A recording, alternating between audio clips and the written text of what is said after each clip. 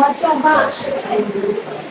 Terima kasih Pak sudah mau meluangkan waktu untuk melaksanakan wawancara kali ini dengan saya terkait dengan penugasan kami dari pelatihan guru penggerak angkatan 8 mengenai pengambilan keputusan atas dilema etika. Pak, pada siang hari ini, kalau Bapak tidak keberatan, saya ingin menanyakan beberapa pertanyaan terkait dengan penugasan ini. Yang pertama Pak, hal-hal apa saja yang membuat Bapak dapat mengidentifikasi adanya kasus dilema etika di sekolah? Itu dilema etika itu dengan sebenarnya pada prinsipnya ada dua hal yang sepertinya benar, tapi kita harus mengambil keputusan yang tepat. Itu kata-kata itulah yang menjadi dasar untuk mengambil keputusan. Bagaimana caranya? Itu kita harus mengidentifikasi dari akar masalahnya. Kita melihat apa masalah-masalah, kenapa harus terjadi masalah, dan dari sana nanti kita akan mengambil mana yang menjadi prioritas, mana menjadi keputusan yang tepat. Nah, mungkin akan lebih mudah Pak kalau misalnya dalam pengambilan keputusan itu sudah jelas ada yang benar dan ada yang salah. Tetapi bagaimana Bapak mengambil keputusan apabila misalnya dilema etika ini dua-duanya memiliki nilai yang sama-sama benar dan sama-sama mengandung nilai kebajikan? Pada pengambilan keputusan itu memang sulit, kita harus akui itu. Tetapi saya katakan itu kita lihat pada prioritas. Mana yang paling penting? Mana yang paling pentingnya itu sebenarnya adalah pada dampaknya. Akibat dari pengambilan keputusan A atau B, mana yang lebih berdampak pada hasil keputusan yang kita lakukan. Dampak atau prioritas yang saya maksud di sini adalah kalau saya hubungkan dengan siswa adalah bagaimana supaya siswa itu bisa tetap mendapatkan pelajaran dasar dan berkaitan dengan pendidikan dan masa depan. Ada kasus beberapa yang terjadi di sekolah kita, kadang-kadang semacam bagian misalnya, karena secara tertib siswa tersebut memang harus terpecat, tetapi ada juga bagian tersebut yang mengatakan bahwa siswa itu harus tetap belajar supaya masa depannya tetap ada. Apakah itu salah atau benar? Sama-sama benar. Tetapi kita sebagai dua kekuasaan harus mengambil keputusan yang tepat. Dampak yang paling besar itu yang berdampak kepada siswa, tetapi bukan itu hitam putih. Misalnya, apakah harus masa depannya kita belajar di sini atau kita cari solusi yang Kalau begitu Pak, dalam pengambilan keputusan dari Bapak, apakah batas dilema etika, langkah-langkah apa saja biasanya yang Bapak tempuh untuk mengambil keputusan? Langkah pertama tentunya adalah identifikasi masalah. Dan identifikasi masalah ini memang ada pada tataran kawan-kawan di atau orang kelas. Itu saya akan menggunakan pendapat mereka. Setelah kita identifikasi masalah, lalu kita pelajari, kalau boleh kita desain masalah itu, akar masalah dan bagaimana cara menyelesaikan. Kemudian kita tentukan apa dampak dari keputusan yang kita putuskan itu, mana yang lebih berdampak besar dalam hal positif tentunya. Dan itu adalah desain yang harus kita putuskan supaya anak tersebut mendapatkan pelayanan. Kalau maksudnya pelayanan lain. Selama Bapak menjadi kepala sekolah, hal apa saja yang Bapak rasa cukup efektif dalam pengambilan keputusan terkait dengan kasus-kasus dilema etika ini? Saya pikir yang paling efektif ya yang saya lihat itu adalah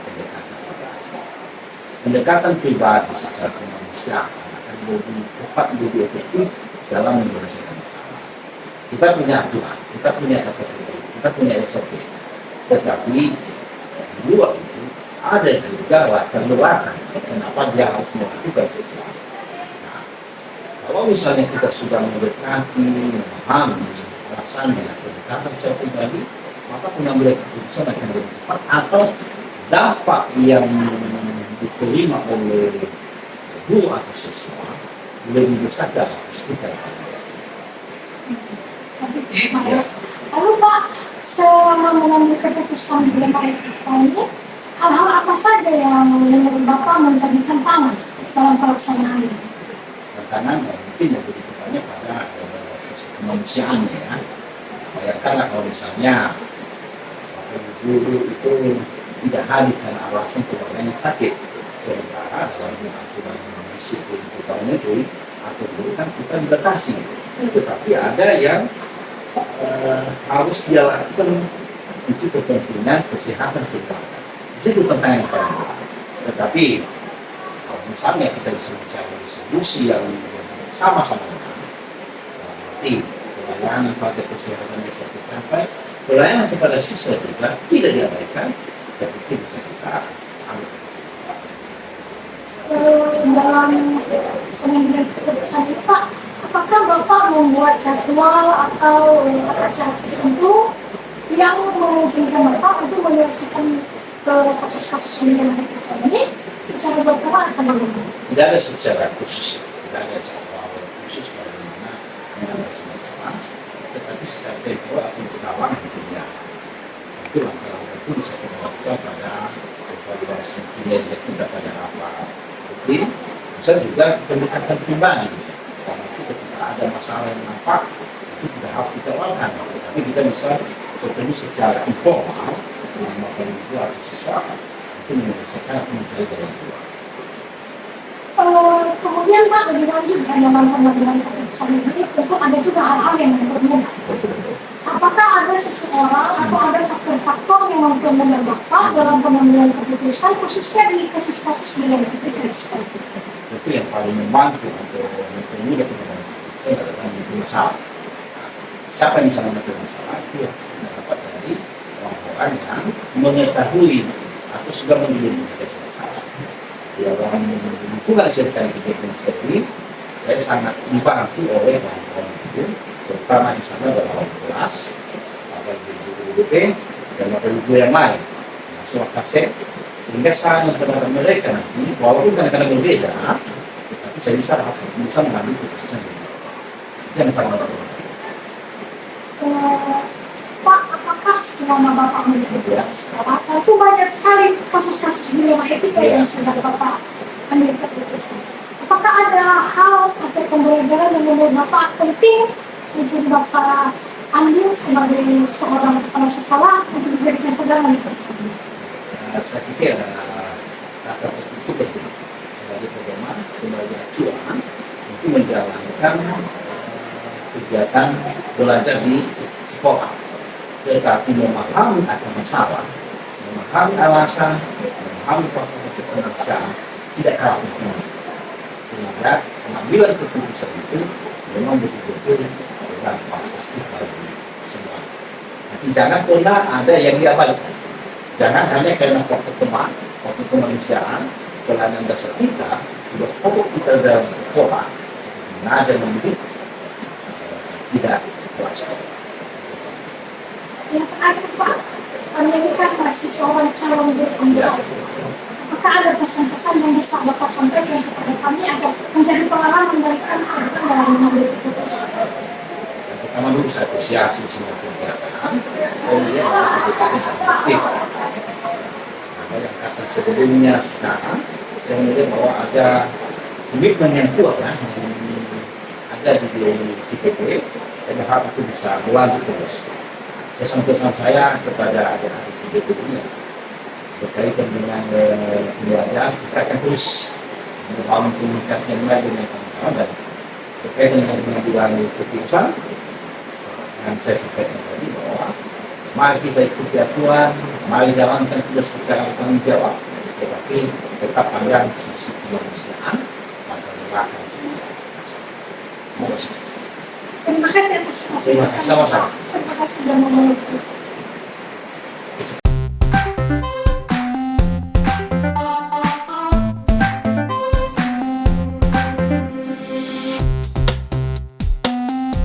Selamat sore Pak. Selamat sore.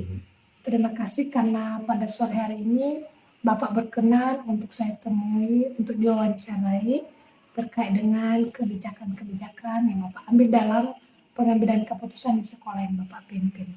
Bila Bapak tidak keberatan, izinkan saya untuk mengajukan beberapa pertanyaan dan terkait dengan cara Bapak mengambil keputusan pada kasus-kasus dilema etika di sekolah Bapak. Silakan. Oke Pak, pertama-tama yang ingin saya tanyakan adalah bagaimana cara Bapak mengidentifikasi kasus-kasus dilema etika atau bujukan moral di sekolah yang Bapak pimpin? Baik, terima kasih atas pertanyaannya. Yang saya lakukan atau yang pernah saya lakukan di sekolah yang saya pimpin dalam menyelesaikan kasus-kasus yang berhubungan dengan dilema etika atau bujukan moral adalah pertama dulu perlu kita ketahui apa yang disebut dengan dilema etika. Dilema etika itu merupakan nilai-nilai pertentangan. Nilai-nilai pertentangan ini bisa mengandung nilai-nilai kebenaran dan bisa juga mengandung nilai-nilai kebajikan. Misalnya kalau di sekolah, misalnya seorang guru tidak hadir atau tidak datang di sekolah, tetapi pada hari itu juga ada lesnya di sekolah, namun dia tidak datang dengan alasan ada acara di keluarga. Tentu kedua hal ini sama-sama benar, karena ini juga merupakan kepentingan, ya, baik secara sekolah maupun secara pribadi. Begitu juga kepada anak-anak. Kadang-kadang juga anak-anak lebih mementingkan juga kepentingan atau acara-acara keluarga. Memang penting sih, tetapi lebih penting juga untuk harus datang di sekolah, karena ini merupakan kewajiban seorang siswa untuk datang setiap hari menerima mata pelajaran. Tentu dalam menyelesaikan hal-hal ini perlu kebijakan-kebijakan yang diambil oleh pihak sekolah, baik guru maupun kepala sekolah. Nah, itu yang pernah saya lakukan. Oke. Nah, selama ini Pak, apabila Bapak dihadapkan pada kasus dilema etika, di mana kasus tersebut sama-sama mengandung nilai kebenaran dan juga sama-sama mengandung nilai kebajikan, bagaimana Bapak mengambil keputusan terhadap hal yang seperti ini? Baik, yang pernah saya lakukan di sekolah yang saya pimpin, bila hal ini terjadi, misalnya sesuai dengan yang Ibu tanyakan tadi bahwa sama-sama mengandung nilai kebenaran dan ada nilai kebajikan juga. Maka yang saya lakukan adalah dengan mencari akar daripada permasalahan itu, dengan melihat atau mendengarkan dari guru-guru, ya, atau dengan menugaskan guru-guru kelas untuk mencari fakta-fakta di lapangan. Kenapa hal ini bisa terjadi? Sehingga dengan melihat fakta-fakta yang terjadi di lapangan, maka kita bisa mengambil suatu sikap atau bisa kita mengambil suatu keputusan yang baik.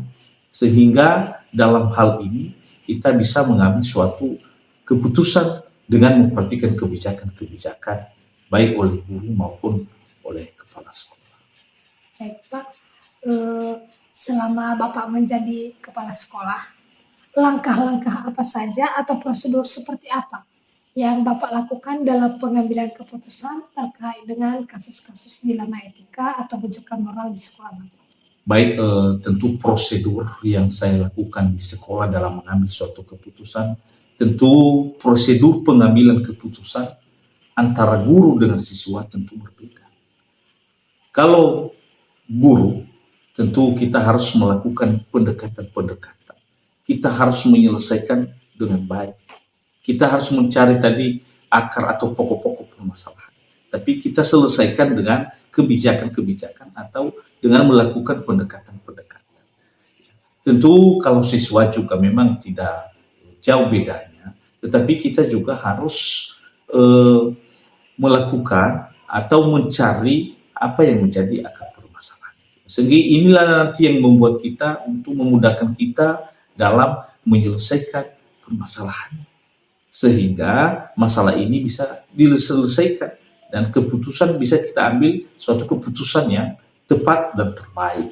Sehingga tidak menimbulkan hal-hal yang tidak diinginkan atau salah tafsir baik di antara guru maupun siswa. Oke, tadi Bapak mengatakan ada perbedaan prosedur ya Pak, Ya, antara penyelesaian kasus yang dialami guru dengan yang dialami oleh siswa. Kira-kira di mana letak perbedaannya Pak? iya baik. Kalau perbedaannya, kalau untuk guru pasti kita kan menyelesaikannya dengan pendekatan-pendekatan secara pribadi. Dan kita usahakan hal ini kita selesaikan di sekolah. Dan kalau tidak selesai, kita usahakan selesai di forum guru.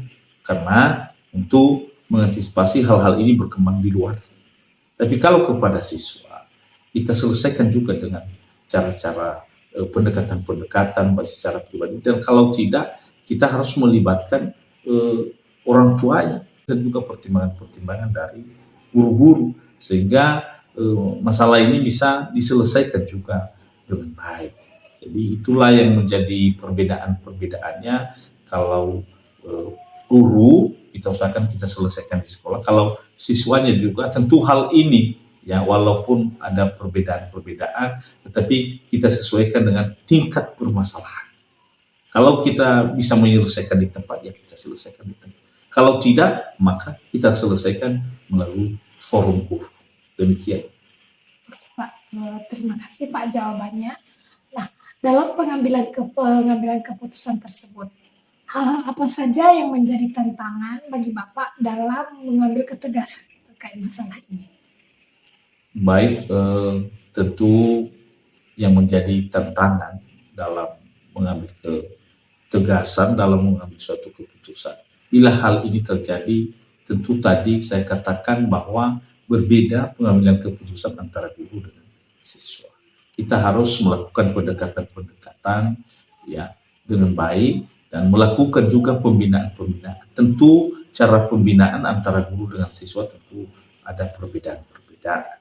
Sehingga kita bisa mengambil keputusan itu dengan tepat dan kita harus bijak juga dalam mengambil keputusannya sesuai dengan masalah, sesuai dengan yang terjadi dan akar permasalahan yang terjadi baik di guru maupun sama siswa.